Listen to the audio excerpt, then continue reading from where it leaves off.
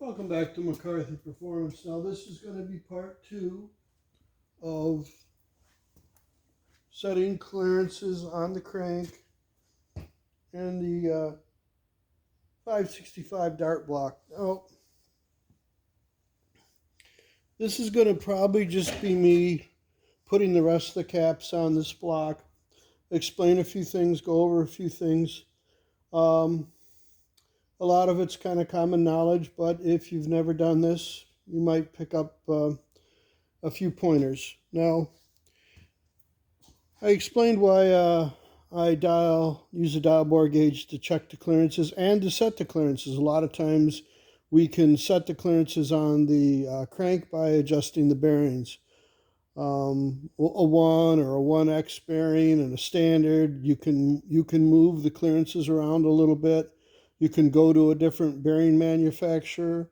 It's not uncommon to have 3, 4 different bearing manufacturers, have 3, 4 different sizes. Um, Another thing is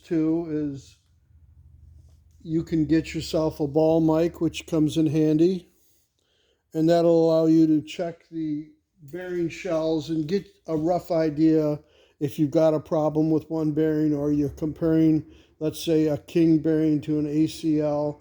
It'll give you kind of an idea before you have to go through and put the bearings in. But as far as I'm concerned, ultimately, the real acid test is putting the bearing in the housing and and measuring it for oil clearance. Now, you want to check your housing bores right off the bat. That's a given because that's going to affect the crush. So, if you've got a bearing housing bore that's 4/10 off, chances are, depending on which way it swings, it might be acceptable in the middle of the spec, or it could be outside, like I said, depending on where it is.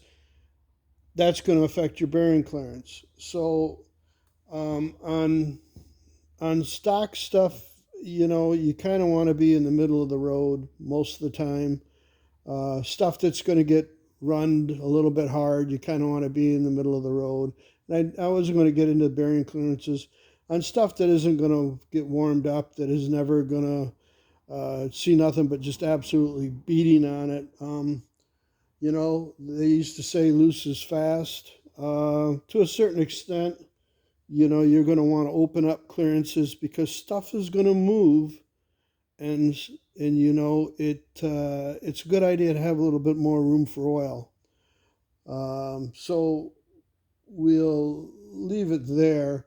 So with this block, is it's much like the Gen 5 and the Gen 6. It does have a cutout on the rear cap for an O-ring.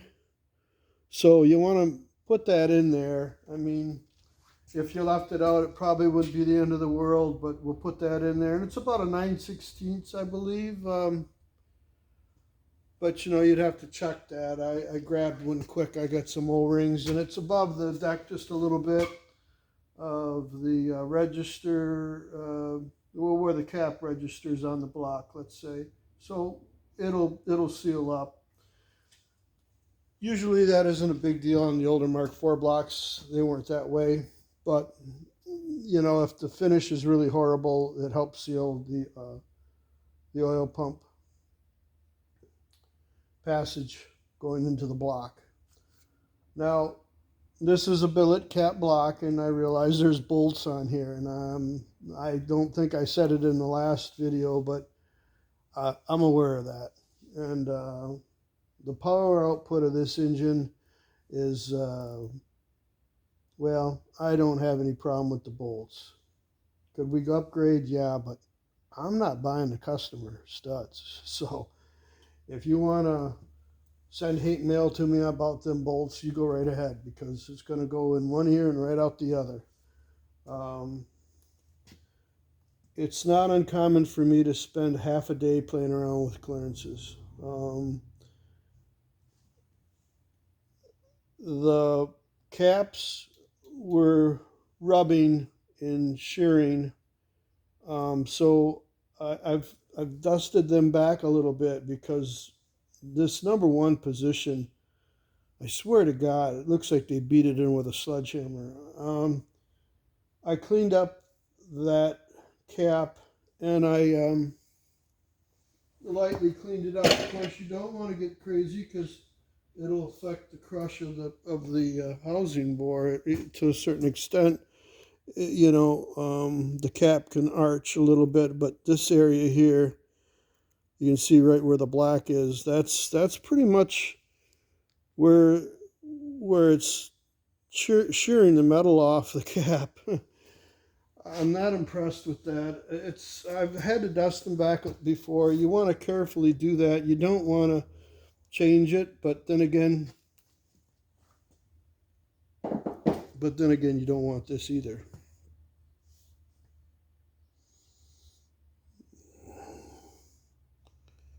I don't know if you can see that. That came off the cap. So, the caps need to be lightly cleaned up on the sides. You don't want that getting slung up on the cylinder wall. You most certainly don't want the oil pump to pick it up, because if it catches through the pump, it's going to raise holy hell. So that was position number 1. And we're going to go back and dust it lightly. You can see right there. And it's hanging off the cap. Now, if the register's got a lot of register to it, it can arch the cap. Them caps are pretty big. I don't think they're going to arch too much. But it can happen on a smaller engine with a smaller cap. Now, I lightly sanded these register areas where the cap sets into the block. You don't want to get crazy about that, but you want to make sure the high spots are knocked off of it, because if you don't, the cap's not going to set flat to the block. But if you sand them too much, you can effectively change the crush on the bearing by changing the dimension of the housing bore. So that's kind of one of them deals where, you just I went over them lightly with probably, I think 120, 220, very lightly. 220 would work, 320 would work. You just want to lightly sand them just to make sure there's no burrs on them. You can do it with a stone too. So we're going to get going on this. I'm going to start putting the caps on the block. This cap is all torqued up. That one's good. Number 5, I set that cap for the thrust, so that one I do a little differently, and I'll put the 1 through 4 caps on this block, and then we'll get on number 5. I guess we'll get going on it. Okay, I'm using a little bit of the extreme pressure lube. Works pretty good. A lot of guys prefer this over ARP. I'm going to put a little bit on the edges of the registers. Right there. Just a little bit. Try to cut down on that shearing on the cap. It's every time it goes on, it's breezing up a little bit of material. We don't want to change that. We want to remove the burr off of the side of the cap so it don't fall in the engine. We definitely don't want to change the amount of press that it goes into the register, because that centers the cap. And depending on how tight they put it in when they machine this block, sometimes if there's a lot of press, the cap can arch more. So when you relax the cap from 12 to 6, the dimension may change a little bit. So you don't really, like I said, you really just don't want to try to remachine the block. Unless your intentions are to line hone it or change it, then at that point, then you can do what you want. But essentially, the press dictates where the cap sets on the block. So we'll get going on putting on number 3.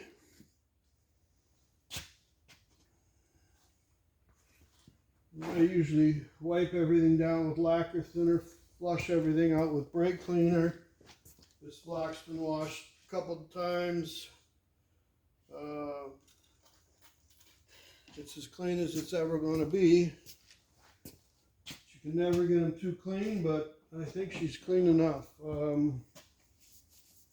Yeah, I don't think I know it's clean enough. So we're going to put a little Joe Gibbs lube on here, bearing lube. I think they call it bearing grease, but so we're going to put number 3 on. Make sure there ain't nothing hanging down. You want to make sure that your washers are on the right way. There's going to be a fillet area under the bolt. The washer's going to be cut back, chamfered, if you will, for that radius.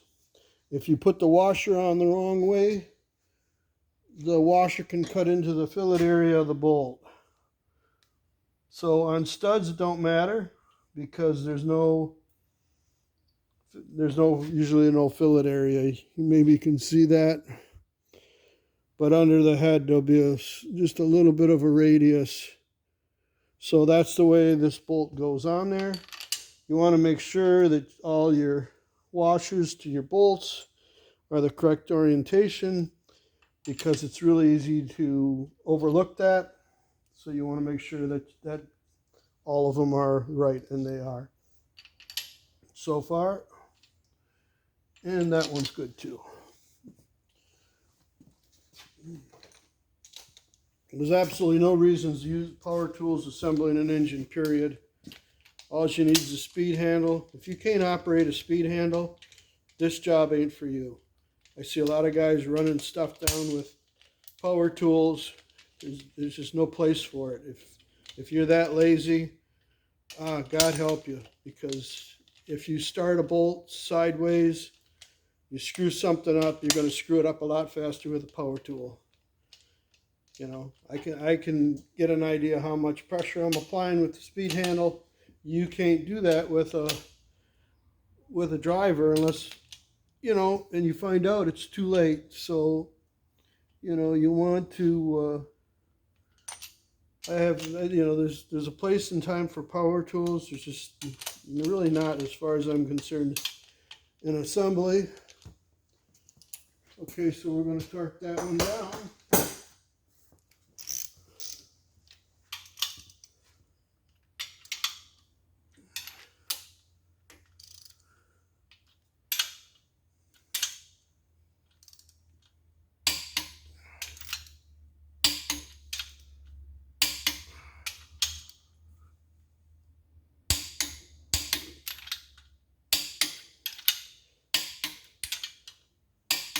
Okay, well, I'm going to do the rest, and then I'll get back to you on number 5, because this is just a continuation of doing the other ones. These are pretty much straightforward. I do want to mention that these bolts for the inside spade caps are a different length than the outside bolts. So be aware of that. Don't mix the bolts up.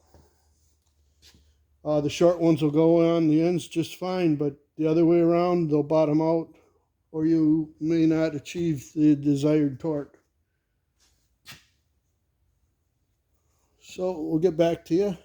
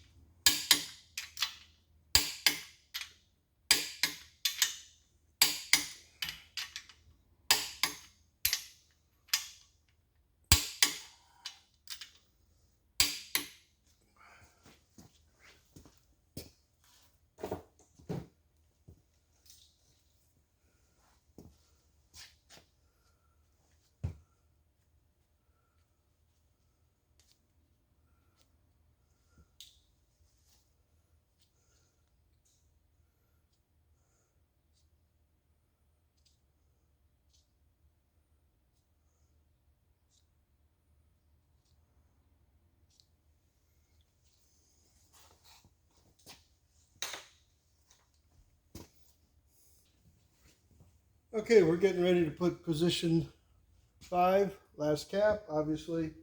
Couple things on the big blocks. I like to use the Felpro 2918. That's the Viton rear main seal. I put a little bit of RTV behind it, and I put it on. I put a little bit of RTV here and here. It's on the cap. The O-ring's in. I put some high pressure lubricant right there and there. Okay, now we're going to put the cap on. I'm going to triple check to make sure that the seal is facing the right way and it's in the right way. The lip always goes this way, like that. If you can see it, I don't know. But we're going to set it on there. You don't have to get crazy at the RTV. I like to put a little bit here and there. That's it. I don't stagger my bearing seal. If you see that and you noticed it, you noticed I didn't stagger it because I don't stagger them.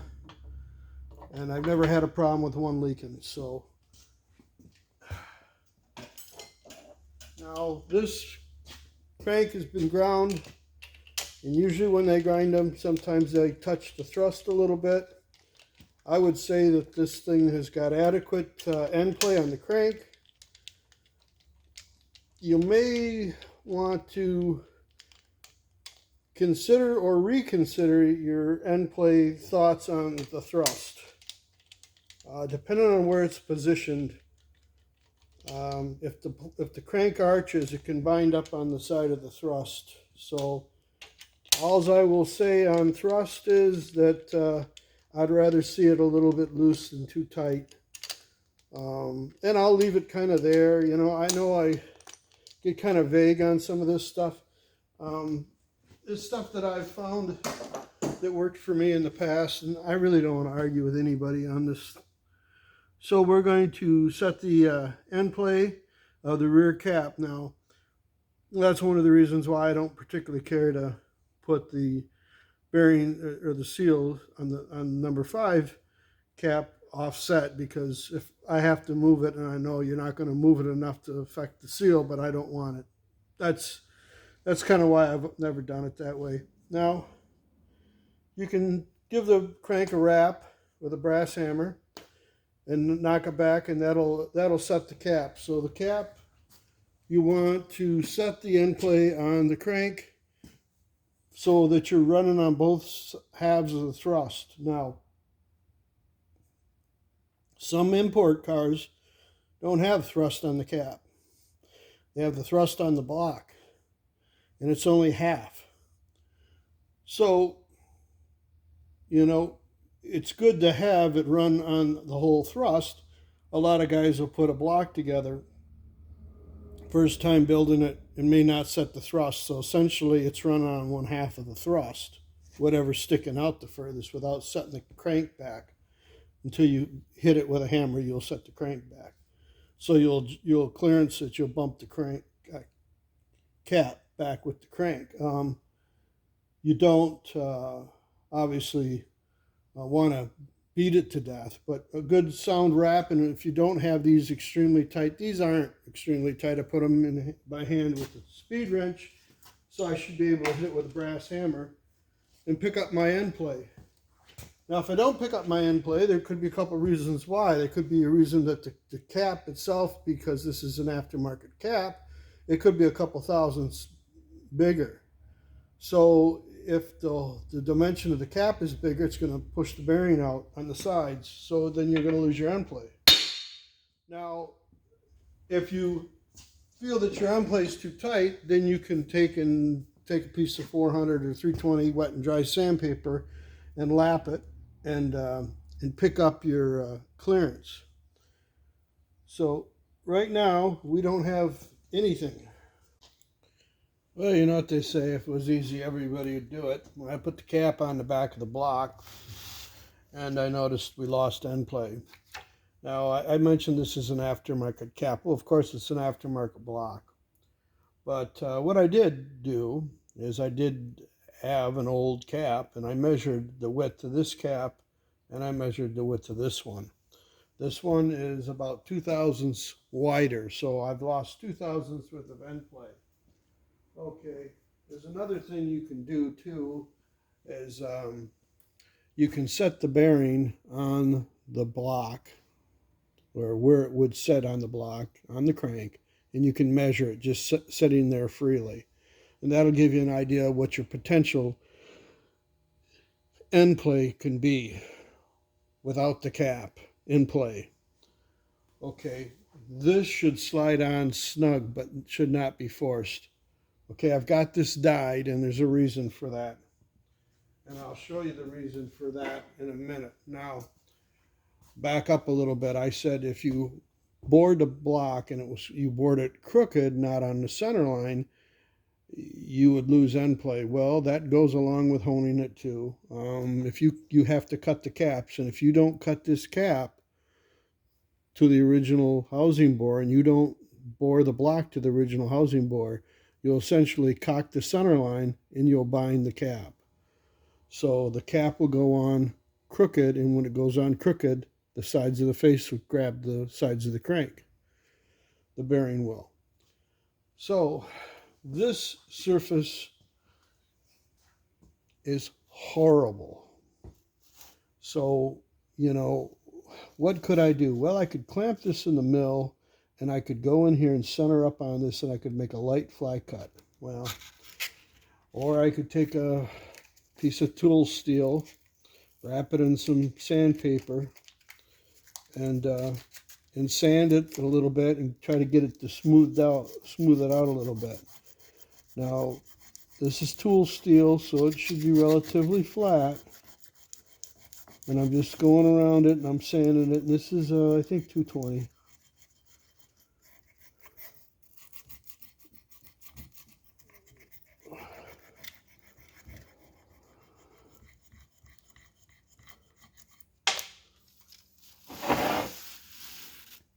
I don't know if you can see that, but,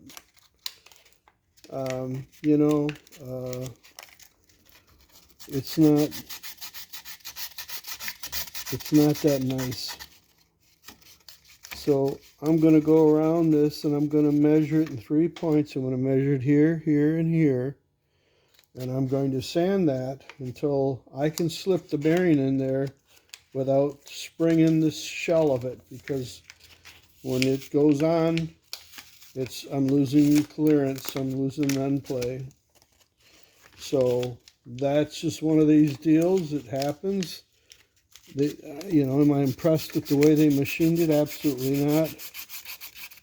I think my mom still got an old can opener. I think I could have probably did a better job with that. It's just, it seems like you got to do more of this finessing. This is CNC stuff, This is all done on a CNC machine, big deal. My Tobin Arp could run circles around this. Could I do as many blocks as they do? Hell no. But the deal is if you got to redo everything that they've done, what's the sense into it? So you can see that there's half moon circles. You can see the diameter of the cutter that they're using, and it gouged pretty deep there. It's probably on size right there. It very well could have lost the edge of the cutter, and if it was an induxible cutter and they never bothered to check it, they just ran it, because it's 2 thousandths deeper right there than it is here.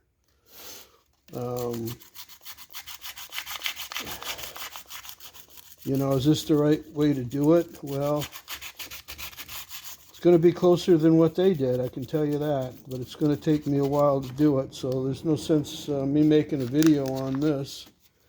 When I get it a little bit closer, I'll get back to you, but ultimately, we could take the side of the flange bearing, and we can put it on a precision block, and we can lap it with some 320 grit until we get end play. But I'm going to address this first before we do that. I've sanded this a little bit. I've broke these edges, make sure that they weren't sitting up high.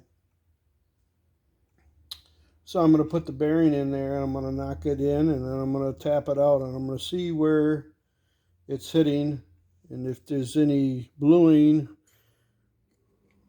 blue marker bluing off, then I know that that's the high spot and that should be addressed. It's fitting fairly decent now, so I imagine it's getting closer. Just give it a light tap. It's still fitting tight up at the top. Let's take the wooden hammer and tap it. Don't want to move. You gotta be careful. You don't want to beat on it so hard that you're going to make a high spot. But it shouldn't take too much to get it to come.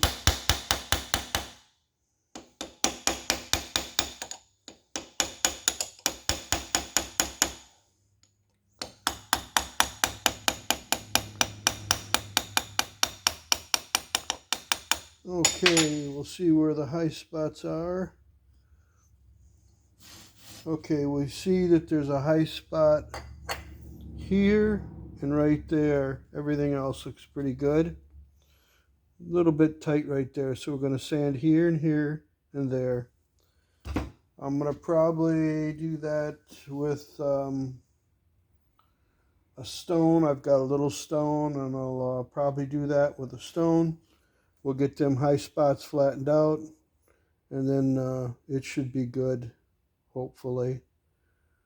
It's, you know, yeah, I could have put it on the mill, but you know, I don't, this is, this is a deal where it's, you know, it might take longer to do it this way, but you know, you walk up to it.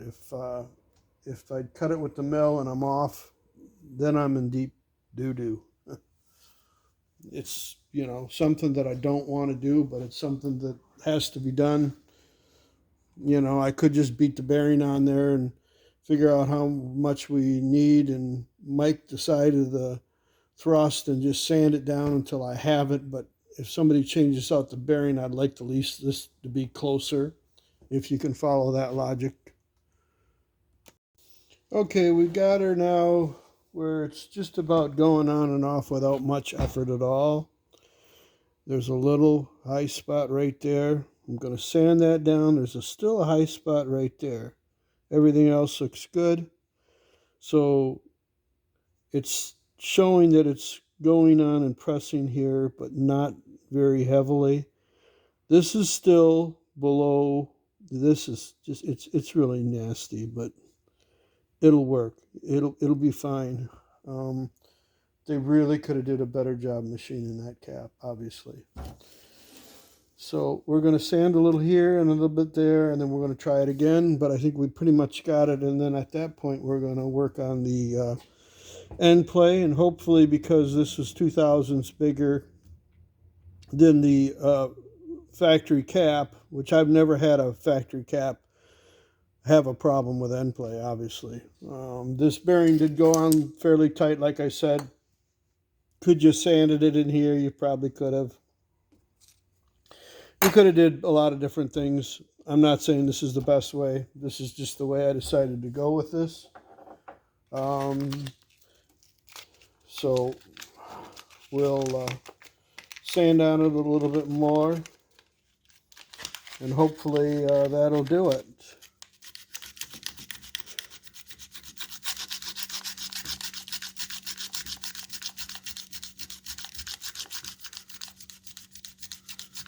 You know, obviously at 2,000, you're not removing a hell of a lot of material very fast with, what do we got, 220, 240. So, I mean, you know, it's not like it's coming off in leaps and bounds. It's taking a little bit to get it where it needs to be, but it's like I said, there's other ways of doing it. This is just the way I choose to do it.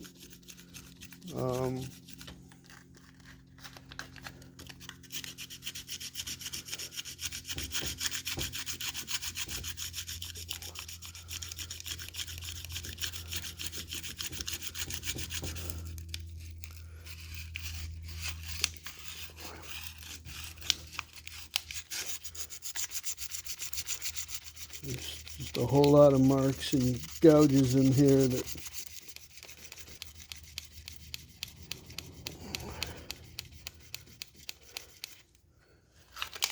I'll sand it down here until that blue disappears.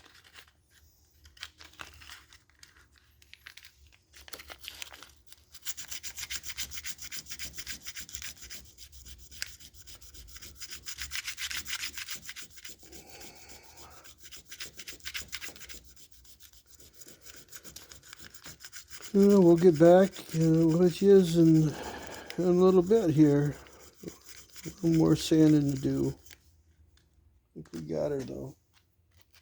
Okay, this is a third or fourth try. Hell, I don't even remember at this point. But what I did do is I had an old 600 belt for the crankshaft polisher, and I just lightly went in here and sanded it lightly, and I can see that there's spots that aren't even flat in here. So it's just one of them deals where you think precision should be and it ain't. So we'll see how it fits now. Say it's getting closer. Just tap it lightly.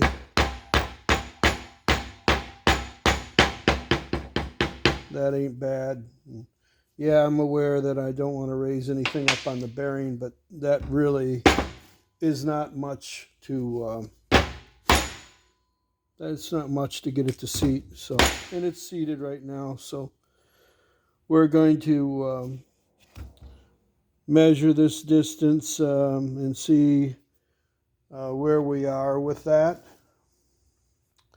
and we'll see if we have any clearance on the end play, and we'll keep going at it. I think this will be the last time we fit this bearing. I think it probably is pretty close right now. So I went and I made sure there was no high spots on anything where I tapped it, in case you're wondering. And in here, and everything looks really quite good. Have no fear of it.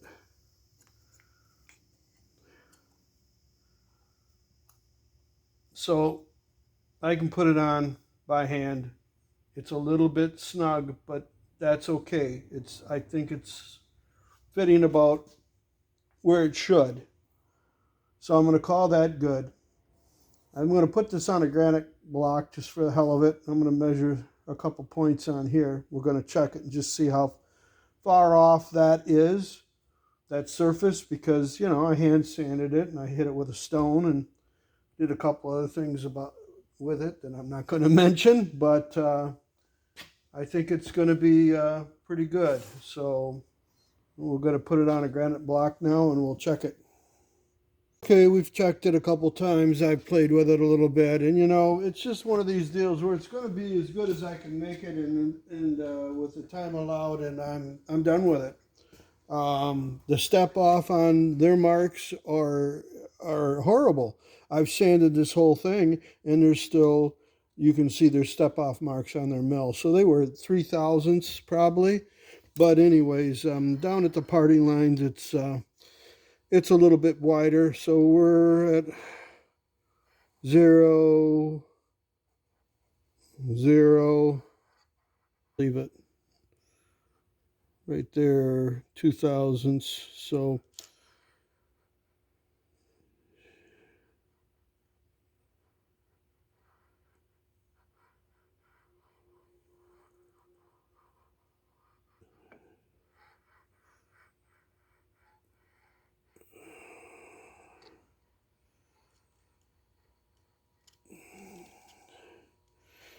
that's a low spot. It goes to 0 there. I can live with that. It's going in there. That's as good as I'm going to deal with it.